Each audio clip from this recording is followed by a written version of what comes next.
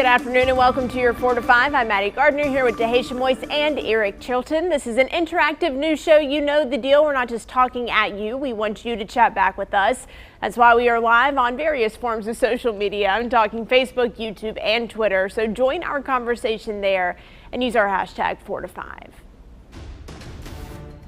President Donald Trump is making his fourth campaign stop in North Carolina this weekend. His campaign is hosting an event at the Fayetteville Regional Airport this Saturday. Doors open at 3 p.m. Now, you remember President Trump has recently visited Winston-Salem, Wilmington, and Charlotte. Meanwhile, Democratic nominee Joe Biden is in Florida today. He was at events for both Veterans and Hispanic Heritage Month. Florida is a battleground state for this year's election. This is Biden's first visit as the party's nominee. His campaign has spent more than $40 million on ads in the state. Nearly 10,000 absentee ballots were accepted in North Carolina in the first week alone. That means once these votes are cast, voters don't need to go to their polling place to vote, and they shouldn't. Attorney General Josh Stein is warning voters again that you cannot vote twice, and it is illegal. On your ballots, if you get the unsolicited ballots, send it in and then go make sure it counted. And if it doesn't tabulate, you vote. You just vote. And then if they tabulate it very late, which they shouldn't be doing, they'll see you voted and so it won't count. So send it in early and then go and vote. So that obviously was not Attorney General Josh Stein. That was President Donald Trump speaking on the topic here. Let's talk more about absentee ballots in North Carolina, though. A completed ballot is counted as a vote, and you can actually track your ballot using the voter search tool. There's also a new feature this year called Ballotracks that helps you track your vote online by checking the status of your absentee application, where your ballot is in the mailing process, and then it confirms if local Board of Elections officials have completed your ballot. You can call your local Board of Elections to see if they have your ballot. Let's get to your 4 to 5 roundup. It's been more than 6 weeks since 26-year-old Breonna Taylor was shot and killed in her apartment during a police raid. While no one has been arrested or charged in her case, the city of Louisville has settled with her family. The city will pay her family $12 million, the largest sum ever paid by the city for a police misconduct case. Along with the financial settlement, the deal includes several reforms to the police department, including a requirement that commanders approve all search warrants before they go to a judge. The LA County Sheriff is challenging LeBron James to match the reward money being offered to find the gunman who ambushed 2 deputies. Right now, $175,000 is available for anyone who has information about the person who shot the deputies over the weekend while they were sitting in their patrol cars. Sheriff Alex Villanueva asked James to match and double the reward. James has not publicly responded. Aurora, Colorado is banning the use of ketamine until the Elijah McClain investigation is complete. McClain died of cardiac arrest in 2019 after an encounter with police officers. Paramedics used ketamine to sedate him, and officers were later told he did not have a pulse in the back of an ambulance and needed CPR. The investigation will include a review of the use of ketamine. Chadwick Boseman was buried near his hometown in South Carolina 6 days after he died at his home in Los Angeles. Black Panther star was laid to rest at Welfare Baptist Church Cemetery in Belton, 11 miles from Anderson, where he grew up. The town of Anderson held a public memorial for Boseman the following day. His death certificate says Boseman died of multiple organ failures with the underlying cause of colon cancer. His family says he was diagnosed 4 years ago. The deadline to enroll your child in Guilford County Schools' new virtual academy is now extended, so you can sign your kid up through next week. There are 2 options here. K through 5th grade students would be in the e-learning virtual academy, and then 6th through 8th grade students would need to enroll in the e-learning university prep course. The new deadline is in response to the County Board of Education's vote on when kids will go back to classrooms. That vote is expected on September 24th, and the deadline for the virtual academy is now September 25th. Once your student is enrolled, they do have to stay virtual for the rest of the semester. Hurricane Sally is expected to make landfall tonight. The hurricane's slow path towards the Gulf Coast could bring historic flooding, forecasters say. Winds are expected to reach up to 80 miles per hour once Sally hits lands. And Eric, I know that a lot of forecasters are worried about this storm, particularly the speed at which it's heading towards landfall. Yeah, the trouble with this is that it's probably going to make that turn, and you'll see that in the track in a moment. And when it does that, it has to slow down just the physics of the atmosphere to get something that big to make that turn back and go the opposite direction. Means that it takes some time to steer that big system. I mean, look at it on satellite imagery. It's pretty darn impressive here with winds at about 80 miles per hour, 60 miles to the southeast there of the mouth of the Mississippi River. It's just to the east of it, actually. That's an impressive system, kind of textbook hurricane when you look at the shape. It is a Category 1. We think it'll move inland, and you can see it moving as just a low pressure heading in our direction. But don't let that fool you, because for us, it could mean a lot of rain. In that track, you see the margin of error there. It could be all the way up to northern Georgia, moving into the upstate of South Carolina, closer to us, or it could stay all the way south toward Tipton, Georgia, so south as you head back toward the panhandle of Florida. So we'll watch this very closely. For us now, we're kind of turning the volume up a little bit on how much rain we'll get, maybe 2 to 5 across the region as an average. And anytime we see that much rain, even 2 to 3 inches of rain, we will see flooding in the area. It is something that we'll watch very closely. By the way, that should start to move in. We'll kind of make that rain change in our forecast more toward the end of the work week, probably Thursday and maybe into Friday. Just want a quick look out into the Atlantic, because we do still have 5 named storms, although Renee's kind of just a low pressure. But Sally and then Paulette, no threat to anybody in the United States, but that is a Category 2. Teddy and Vicky continue to be tropical storms, and Teddy Bear's watching that one, and Vicky really moving in the general westerly direction. We'll keep you posted on all this. Local forecast will take you through the weekend coming up in just a minute. Researchers are taking Moderna's phase 3 trial of a coronavirus vaccine to Charlotte. They say they need a more racially diverse volunteer group.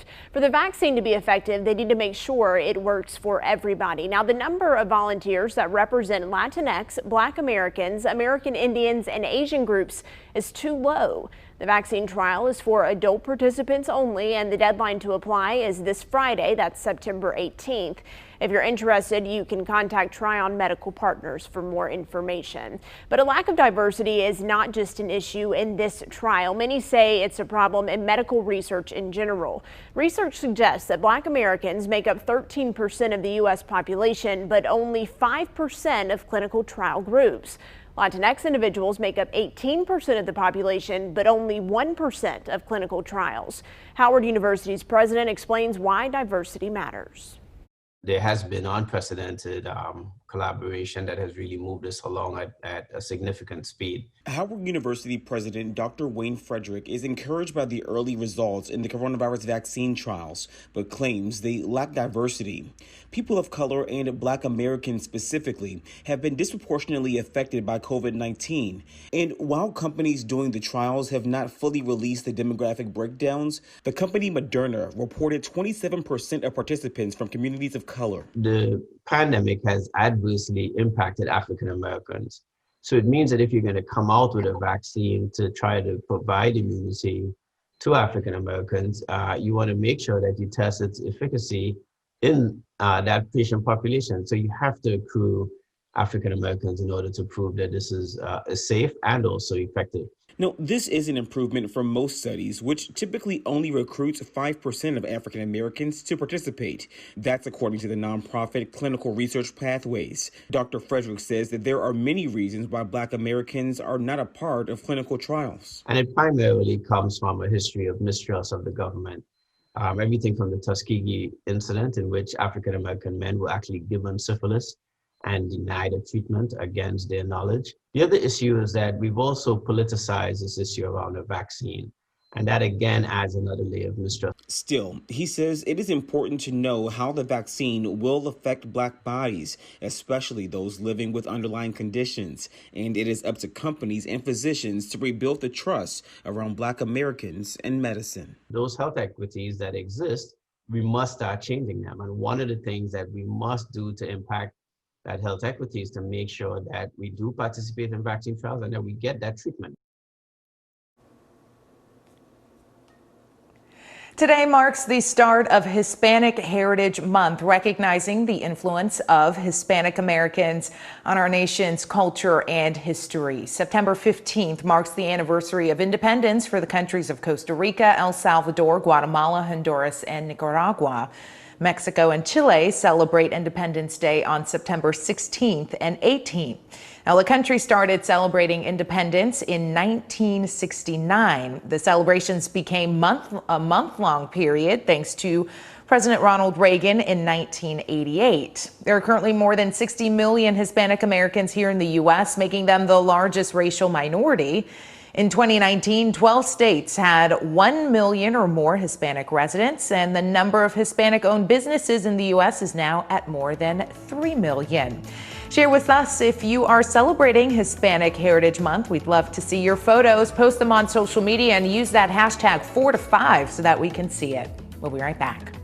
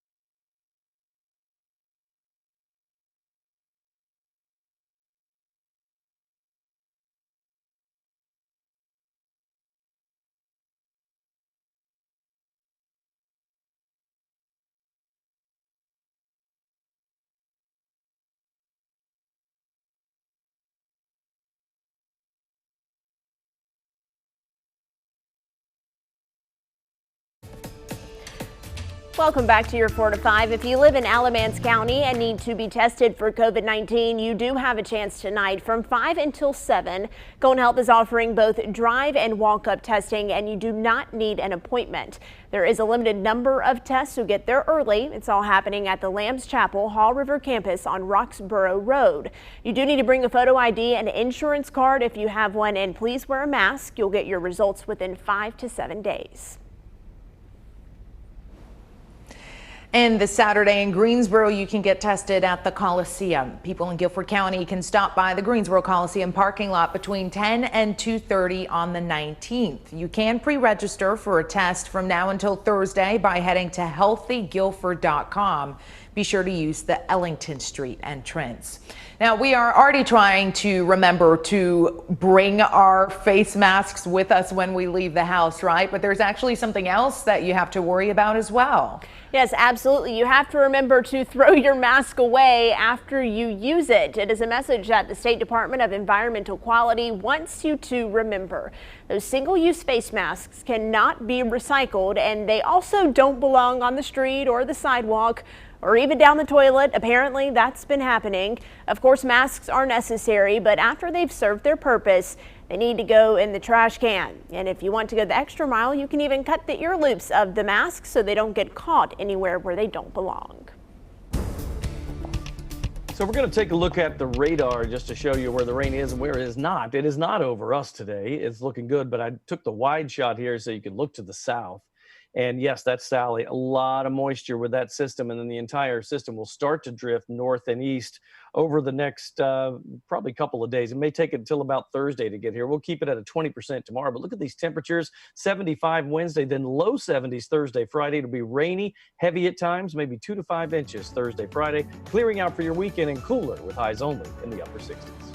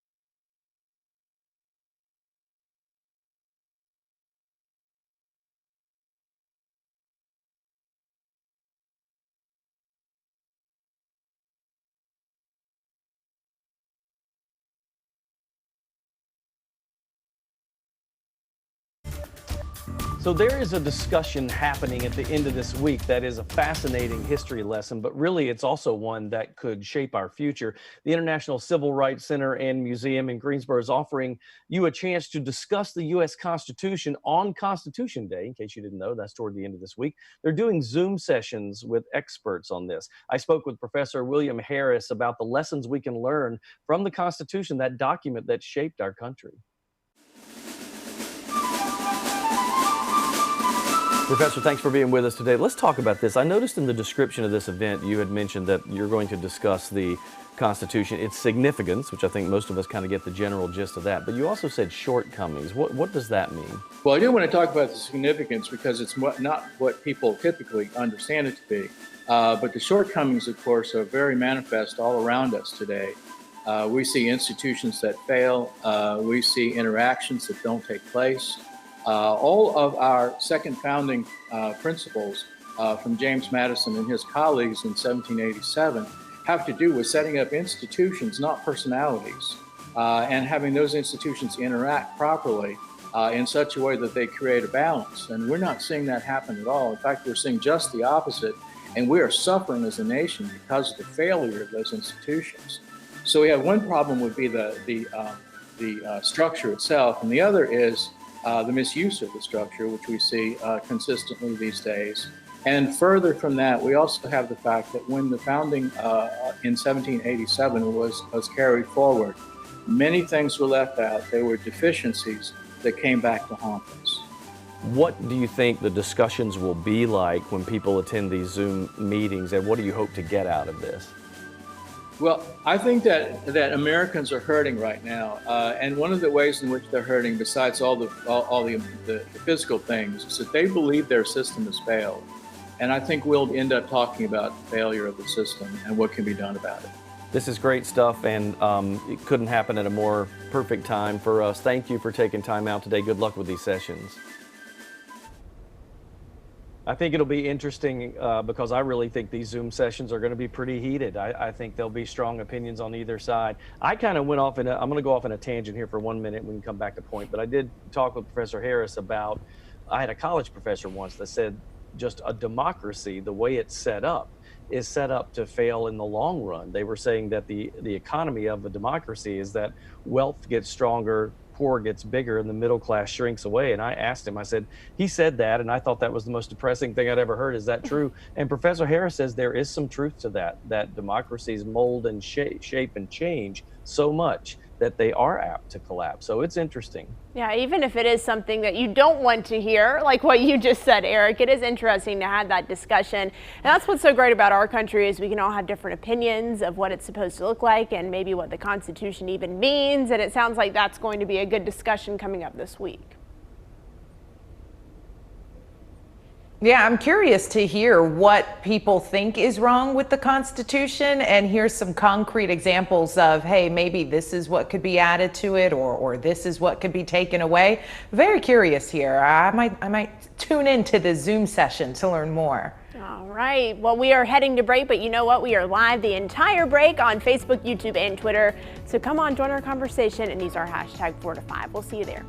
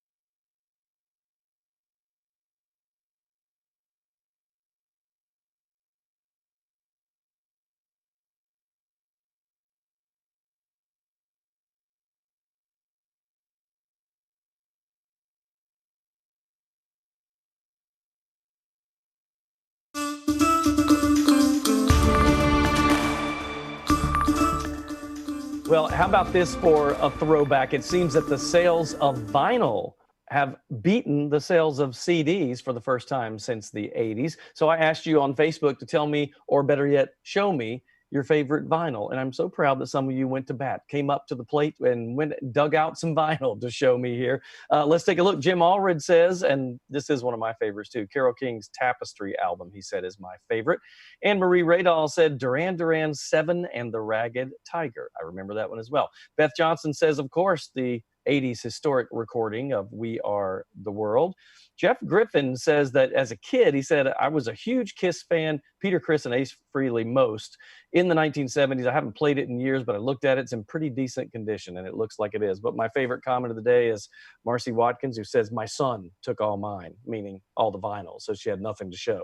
I have all my vinyl from growing up. I even have some of my brothers and sisters, and I have my parents, because I collected it all. So I've got some old stuff. My parents, I was a late kid, so they were born in the 1920s. I've got some 40s recordings of back when albums used to be the brittle kind that could break. My dad had some of those, and Bing Crosby stuff from the 30s and 40s. It's pretty cool. I would love to hear that. Do you have something to play all of it on still?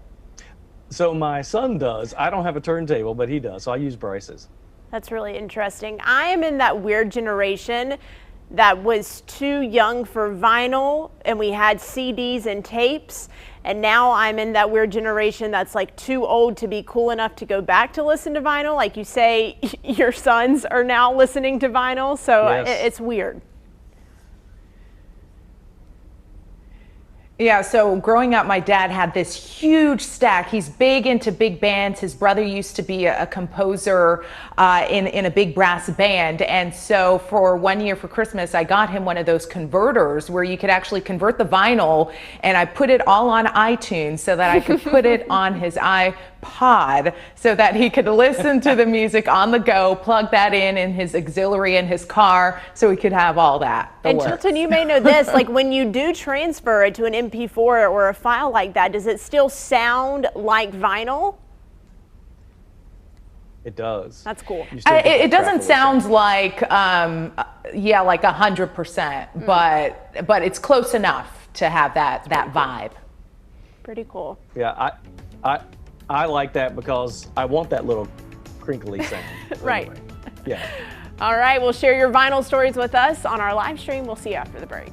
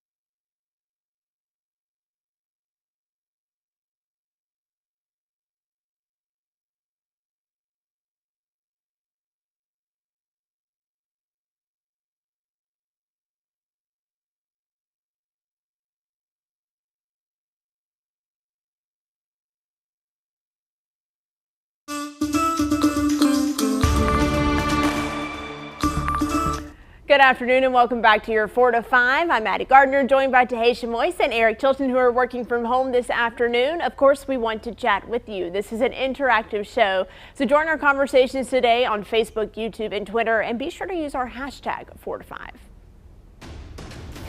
Well, climate change is becoming a focus as we close in on Election Day. President Donald Trump visited the West Coast, where wildfires have scorched thousands of houses and depleted air quality from California to Canada. Yes, President Trump is reportedly dismissing climate change as the reason for the extreme weather on the West Coast. And Democratic nominee Joe Biden commented on the wildfires at a rally in Delaware. Now, Biden is arguing inaction on climate change is the reason the wildfires are raging out of control. President Trump says strong forest management is needed to maintain the wildfires. But California Governor Gavin Newsom argues 57% of the land is under federal control. Nearly 100 wildfires are continuing to burn in California right now. And over in Greenland, a 44-mile square chunk of ice broke off the largest remaining Arctic ice shelf. Scientists say the atmosphere has warmed more than 5 degrees in the past 40 years. Water pushes down into cracks in the glaciers, weakening the ice from underneath. Melting Arctic ice results in higher ocean levels and temperatures globally. Scientists predict the Arctic could be ice-free in 20 years if nothing changes. Let's turn now to your 4 to 5 roundup. Another fire broke out this morning in Beirut, in the same area where an explosion killed almost 200 people last month. The fire happened at one of the city's best-known buildings that was still under construction. It is now out, and that fire is under investigation. It was the third fire in the area this week. There is a new sweeping travel warning for mainland China and Hong Kong. The statement warns U.S. citizens that China imposes detention and exit bans to compel people to cooperate with investigations and to pressure family members to return to China from abroad. It says Americans could be detained without access to U.S. consular services or information about any alleged crime, and they may be subject to prolonged interrogation or detention without due process. After week 1, the NFL is reminding teams that they have to wear face coverings on the sidelines. The league sent a memo to all 32 teams saying they must remain vigilant and disciplined in following protocols after several people were seen not wearing masks during games. The rules require everyone with bench area access, including coaches and trainers, to wear a face covering. The punishment for not following those guidelines has not been announced, but it could include anything from fines to ejections. And the Winston-Salem Rescue Mission is asking for your help. 80% of the food that they collect from fall food drives comes from schools, but since schools are virtual right now, they can't have those food drives as often. The organization says they need help collecting items for holiday food boxes and their pantry. If your church, business, neighborhood, or group wants to host a drive, find this post on their Facebook page. Masks are used in the fight against the pandemic for many reasons. They protect you from other people's germs and vice versa. But researchers are now tossing around the idea that masks are acting as a sort of vaccine on their own. Let's connect the dots on exactly what this means. Researchers studying coronavirus have an intriguing new idea. Face masks could be operating as a type of vaccine for COVID-19. Let's connect the dots. Vaccines are not a modern development. The idea of exposing people to a less lethal form of disease to provoke an immune response has been around for hundreds of years, the most famous example being smallpox. Now a group of researchers have published in the New England Journal of Medicine that face masks are doing the same thing, exposing the wearer to small amounts of the virus without making them seriously ill. This theory is still unproven, but using data collected about coronavirus infections in animals and what they know about other viruses, these researchers think masks, while preventing us from inhaling most pathogens, can allow a small number to slip through, potentially forcing our immune systems to produce antibodies to coronavirus. This theory could only be proven in clinical trials where you compare what happens to masked and unmasked participants when exposed to coronavirus. Since that would be unethical, we will probably never know if it is true. But researchers say this is more motivation to keep wearing those masks.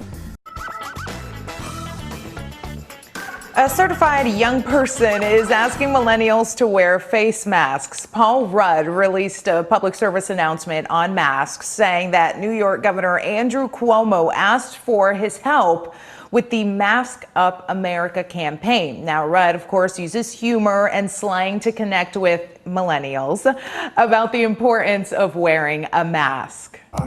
Masks?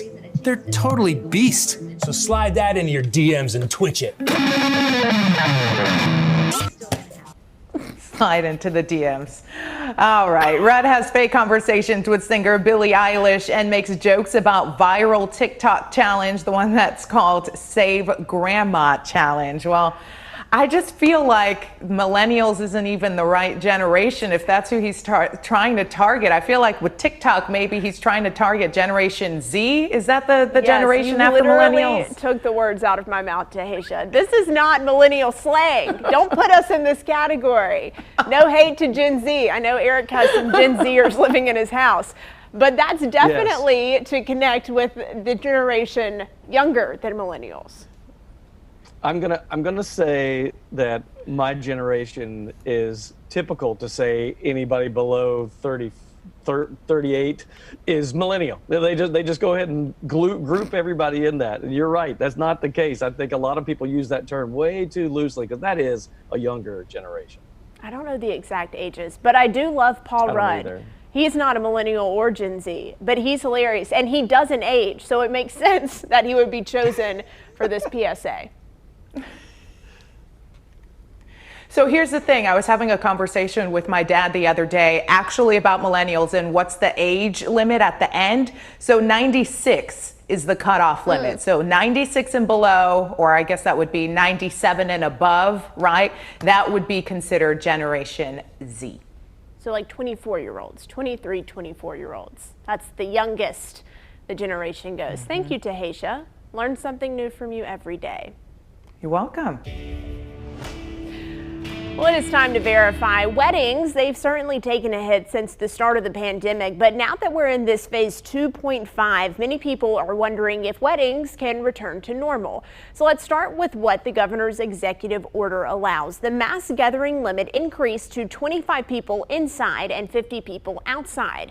Restaurants have to maintain 50% capacity and museums can reopen at 50% capacity with no more than 25 people in a room at the same time.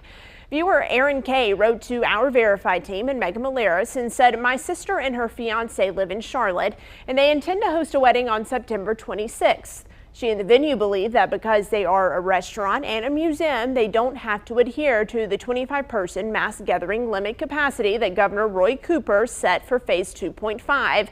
And instead they have to adhere to the 50% restaurant and museum capacity, which in this case is 100 people. All right, it is time to verify. Our sources include the executive order, that's 163, NCDHHS spokesperson Kelly Connor, and Triad-based wedding coordinator Mimi McGinn. Wedding ceremonies exempt from the mass gathering limits. A look at phase 2.5, section 4 says wedding ceremonies constitute First Amendment protection, freedom of religion. But that protection does not extend to receptions. So I want you to look at subsection 4, which explains receptions, events or parties. They're not exempt from those mass gathering limits. They're capped at 25 people inside and 50 people outside. The NCDHHS spokesperson said this limit applies regardless of whether a venue is a restaurant or an other business that is allowed to operate with those larger capacities during a non-reception. Now, the wedding coordinator we spoke to said some venues are allowing couples to perform a vow renewal ceremony at their reception. That way it falls under the religious exemption to the mass gathering limit. However, she noted that none of her couples are trying to bend the rules. Instead, they're going for smaller ceremonies. So the answer to Aaron's question is false. Her sister's wedding reception at a restaurant does not fall under the 50% capacity rule. It falls under that mass gathering limit. So that's 25 inside, 50 outside.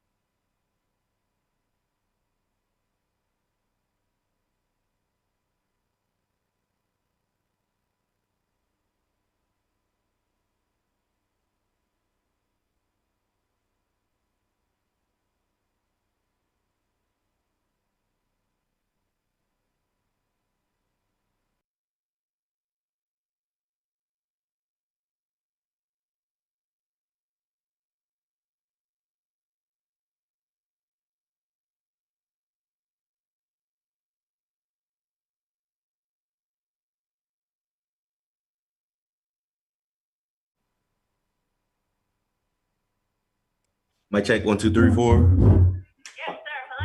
Hello. Hello, how are you? Are you good? Can you hear me? We good? Yeah, we got you. All right, cool.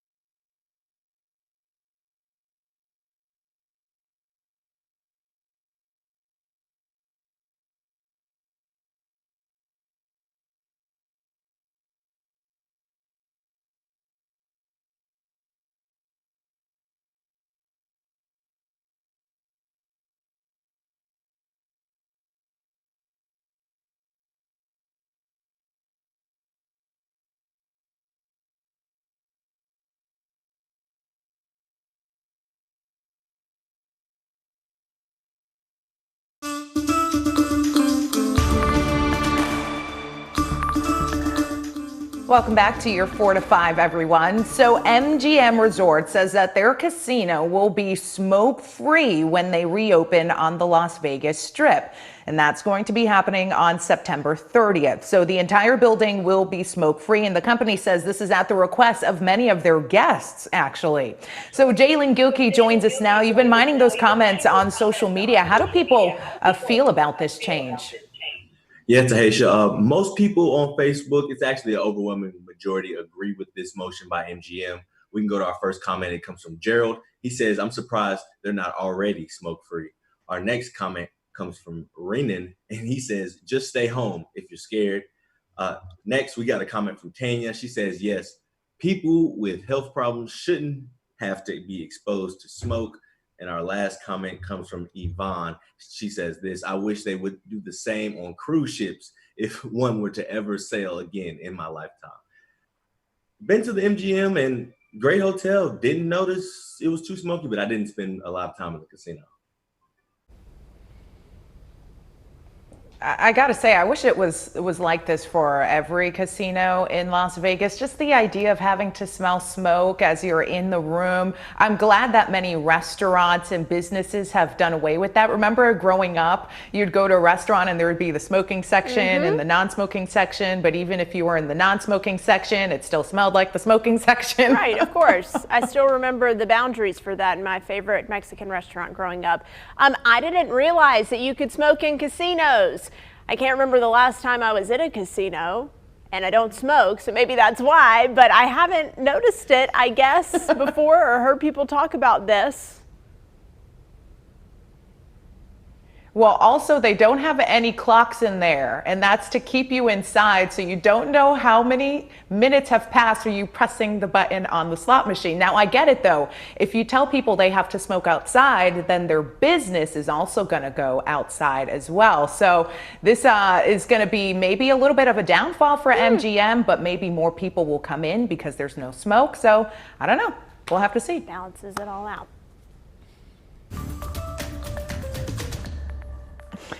All right, moving right along here. Another subscription service is available for you to try out maybe. Walmart Plus is launched, and here's the deal. It's designed to take on its competitor Amazon by providing free delivery for thousands of items, including groceries. It comes at a price tag of $98 a year and comes with a 15-day free trial. Now, for that price, you also get unlimited free delivery, gas savings at select stations, and you get that scan and go checkout.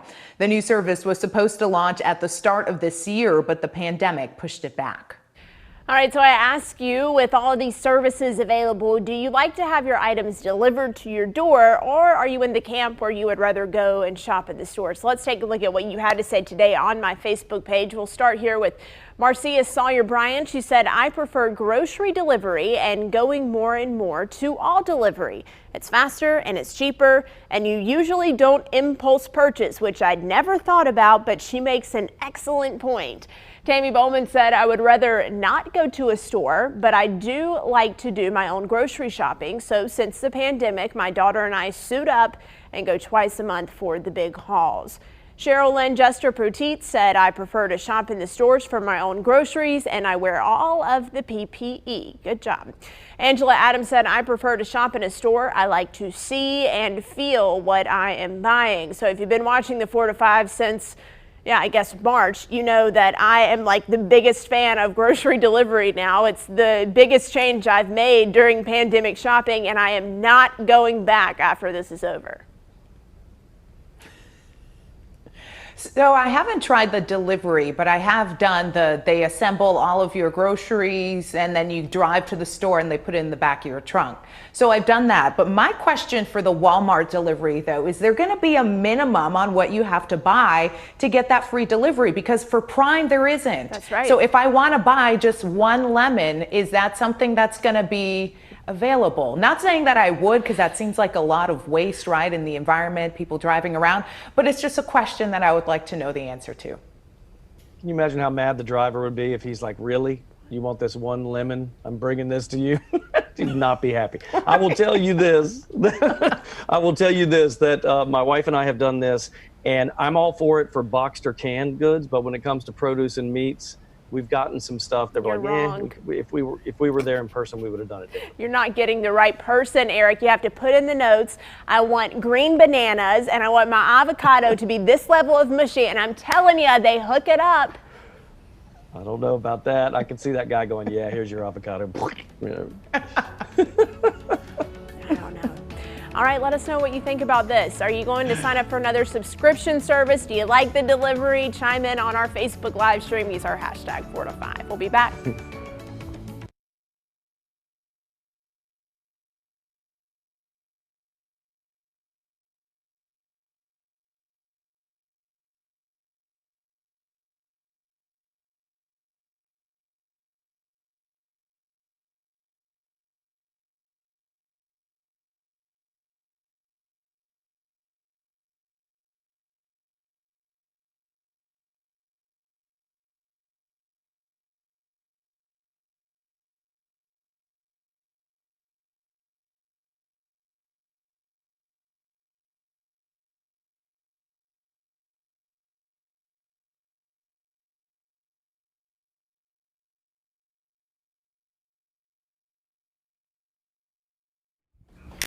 Shelton's right. Excuse me, one lemon, that's it? No way, that ain't happening. 1, 2, 3, 4, 5.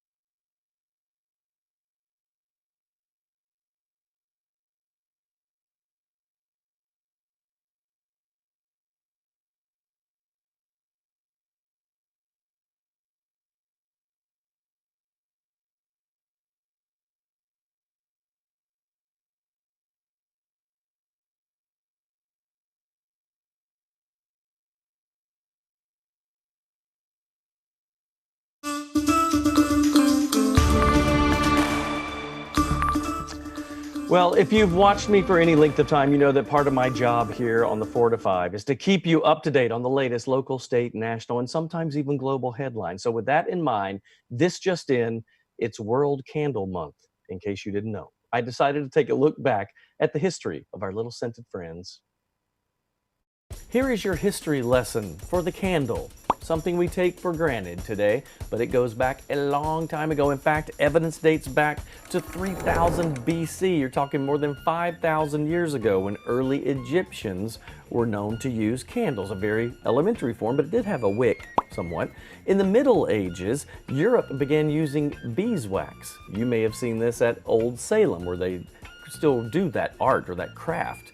But that was expensive back in those days, and because of that expense, usually only churches or the very wealthy had candles. Well, all that would change because the candles that we know today, the general style and the way they make them, began in the early to mid 1800s when they discovered wax or paraffin could be used for that.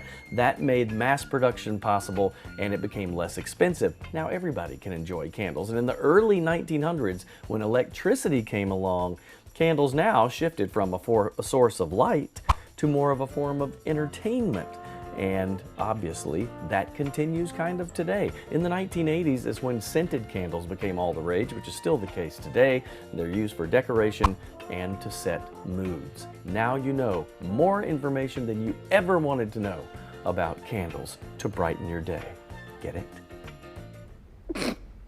Horrible pun. I'm sorry. I apologize. So I will say this, Maddie, what I took away from all that, it was interesting, but I did not know that 1980s, that late, was when scented candles became so popular. They had been around, Right. but not really that popular till then, because to me, that's not that long ago, but So that's me. I know that you are not a fan of the scented candles. They give you a headache. No, You told us that earlier do. today. I love scented candles, and I'm really excited to put out my fall scented candles. We're not there yet. Don't worry. I still have my peony and rose candles for the summer, but I will make that transition to apple cider and maybe pumpkin spice soon. You better get them out now because these overnight lows are like in the 50s over the next few days. I think it's time to make that change, Maddie Gardner. Let's look at these readings and the numbers we talked about. 53 will be the low tonight, pretty much clear and chilly, we think. Tomorrow, clouds start to build in second half of the day. Now, high temperatures will go up to about 75.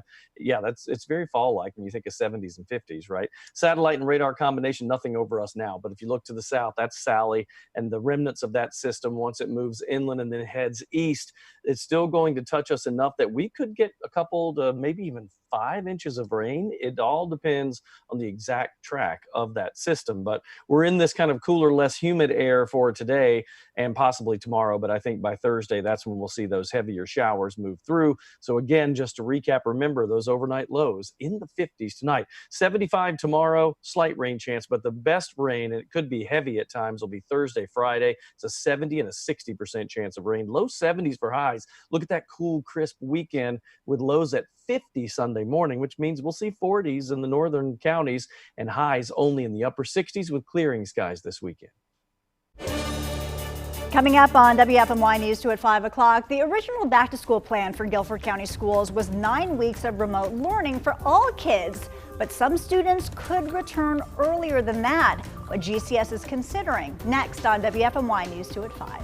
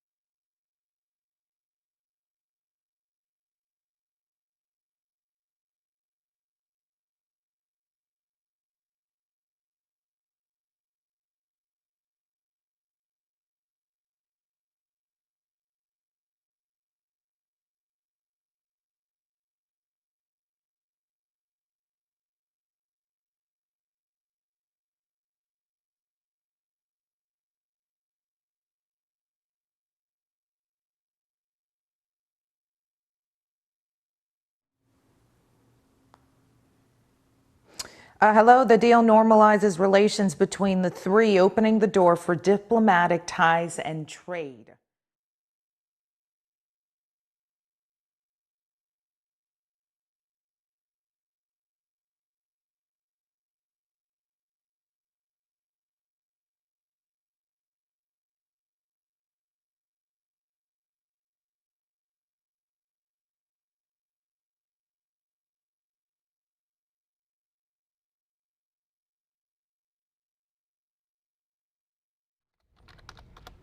Greetings, 1, 2, 3, 4, 5, 1, 2, 3, 4, 5, 1, 2, 3, 4, 5.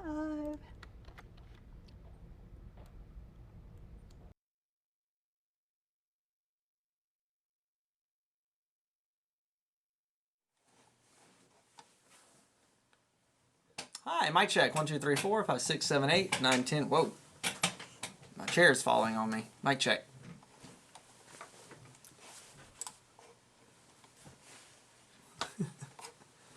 Not recommended. Thanks.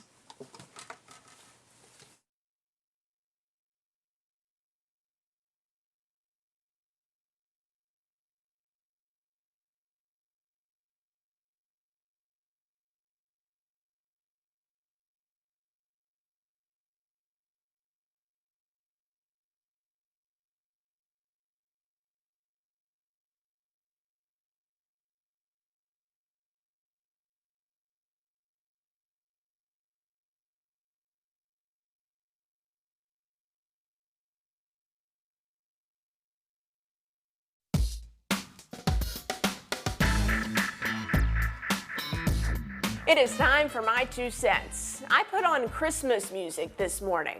Sure did, don't come for me. I rocked around the Christmas tree, jingled bells, and had a holly jolly Christmas with my morning coffee. Do I know it's September 15th? Yes. Do I care? Not really.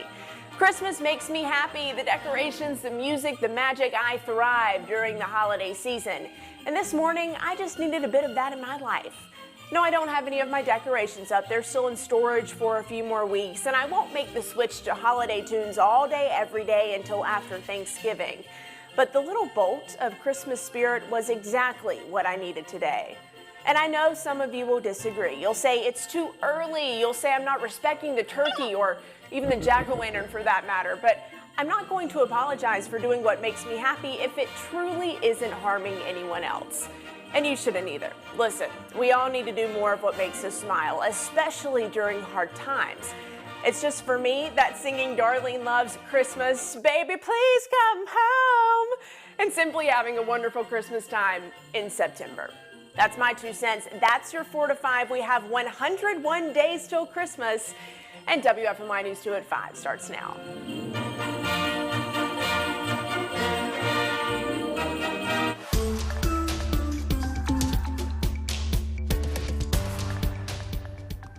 Today we're learning the youngest Guilford County school students could return back to the classroom in just a matter of a few short weeks. Plus, the district is offering more ways for students without internet access to stay connected.